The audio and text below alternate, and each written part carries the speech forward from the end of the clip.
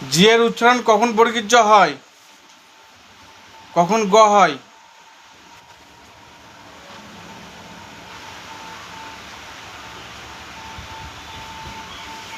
জি এর পরে যদি ই, আই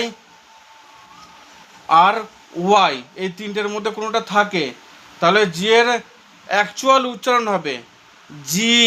জি এর পরে যদি ই থাকে, তাহলে জি এর লম্বা উচ্চারণ হবে জি, ওইখানে বর্গীয় জ হয়।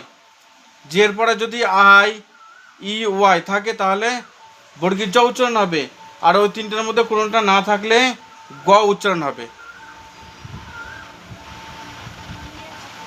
ই আছে, তাহলে কি উচ্চারণ হবে?